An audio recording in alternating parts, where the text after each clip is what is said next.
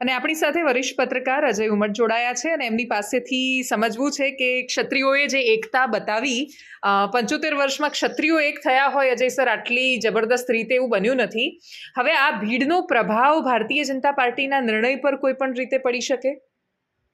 મને લાગે પડી શકે અથવા તો પડવો જોઈએ, કારણ કે આ જે આખી રેલી જે છે એ દેખીત રીતે સ્વયંભૂ હતી, પૂર્વ આયોજિત કોઈ એક સંગઠન કે એના પર એ નહોતું. અને મને એવું લાગે છે કે વાતાવરણ જે છે એ દોડાઈ રહ્યું છે અને એની અસર ગુજરાતની 26 બેઠકો પર તો વધતા ઓછા અંશે પડશે જ, પરંતુ આખો મામલો જે છે એ રાજસ્થાન, ઉત્તર પ્રદેશ, મધ્યપ્રદેશ અને બીજા ક્ષેત્રમાં પણ વકરે એવી શક્યતા નકારાતી નથી. અને ખાસ કરીને તમે જોવા જાઓ તો રાજકોટની જે આ આખી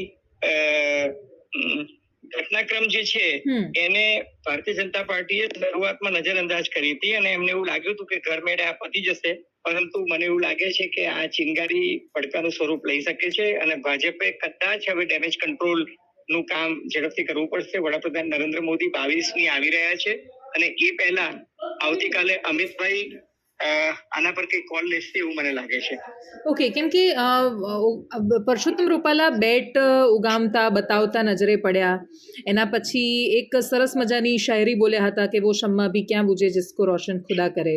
તો આ બધું જ્યારે એ બોલતા હતા ત્યારે એમનો જે આત્મવિશ્વાસ હતો એ એમના ખુદા એટલે કે નરેન્દ્ર મોદી કે પછી અમિત શાહમાંથી જ આવતો હોય સ્વાભાવિક રીતે હાઈકમાન્ડમાંથી. તો એવા સમયમાં પાછી પાની કરવાની કોઈ સંભાવનાઓ હજુ શેષ બચી છે? મને એવું લાગે છે કે ભારતીય જનતા પાર્ટી કે કોઈ પણ પોલિટિકલ પાર્ટી જે છે હંમેશા કોર્સ કરેક્શન કરતી જ હોય છે. એ આપણે ગુજરાતના કિસ્સામાં જોઈએ તો વડોદરામાં રંજનબેન ભટ્ટ હોય કે સાબરકાંઠામાં ભીખાજી ઠાકોર, બંનેના નામાંકન પત્રો જે છે એ ભરતા પહેલા જ એ લોકોએ ઉમેદવારી બદલી કાઢી. એટલે ભારતીય જનતા પાર્ટીને જો લાગશે કે આમાં એક વ્યક્તિને કારણે સમગ્ર સમાજ જે છે એ નારાજ થઈ રહ્યો છે, તો કદાચ કોર્સ કરેક્શન કરી શકે. અને પોલિટિકલ પાર્ટી જે છે ને એને ઈગો નથી હોતા, એ વ્યક્તિગત પેલામાં નથી માનતી, કારણ કે સમાજને નારાજ કરવા જતા મોટું નુકસાન થઈ જાય એ એમને પોસાય તેમ નથી. ઓકે, છેલ્લો પ્રશ્ન. પરેશ ધાનાણીને મેદાનમાં ઉતાર્યા છે, બાકીના ઉમેદવારો કોંગ્રેસે જાહેર કરી દીધા છે અને સૌથી મોટી વાત કે જાતિઓની છત્રી ખુલી ગઈ છે. એટલે આ લેઉઆ, આ ઠાકોર, આ રાજપૂત, એ રીતે બધી વાતો અત્યારે સામે આવી રહી છે. જાતિની છત્રી ખુલવાથી કોંગ્રેસને કેટલો ફાયદો તમે જોઈ રહ્યા છો 26માંથી 26નો જે ભાજપનો લક્ષ્યાંક છે એને તોડવામાં?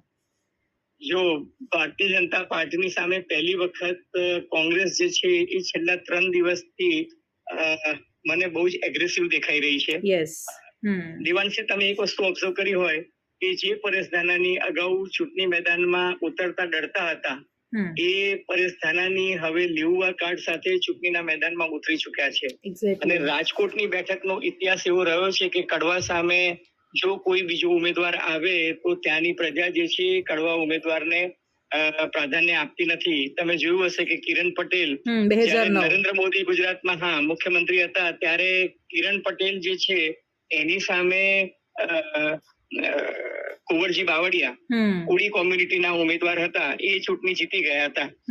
રાજકોટમાં કોળી મતદારોની સંખ્યા 1,74,000 જેટલી છે, જેની સામે લેઉઆ જે છે એ 3,97,000 છે.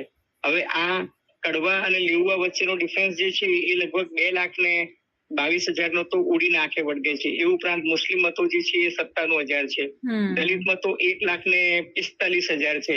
કુલ 20 લાખની જે આ કોન્સ્ટિટ્યુન્સી જે છે એમાં કોળી મતદારોની સંખ્યા પણ લગભગ 1.5 લાખ જેટલી છે. અને દલિત મતદારો, કોળી મતદારો, મુસ્લિમ મતદારોને પાંખમાં લેવાની કોંગ્રેસ જે છે એ કોશિશ કરે છે. અને એમાં અધૂરામાં પૂરું આઈસિંગ ઓન કેક જે છે એક ક્ષત્રિય અને રાજપૂત કોમ્યુનિટી થઈ શકે, કારણ કે રાજપૂતોનો જે સંખ્યાબળ છે લગભગ 1.5 લાખ જેટલું છે.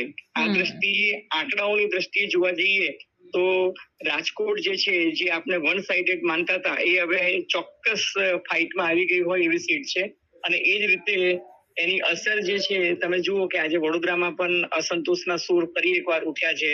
ભરૂચમાં પણ ક્ષત્રિયોનું સંમેલન મળ્યું છે, પંચમહાલમાં મળ્યું છે, ઉત્તર ગુજરાત અને ચરોતરમાં મળ્યું છે. આ બધી જગ્યાએ કમસે કમ 10-12% ક્ષત્રિય મતો જે છે એની સાથે જો ઠાકોર કોમ્યુનિટીના વોટ જોડાય તો મને લાગે છે ચોક્કસ ભારતીય જનતા પાર્ટી જે 5 લાખની લીડ દરેક બેઠક પર લાવવાની વાત કરતી હતી, એ સમીકરણમાં ચોક્કસ કંઈક અસંતુલન આવશે એવું કહી શકાય. Okay, thank you so much sir for ચલો joining us. Bye. Thank you Devanshi.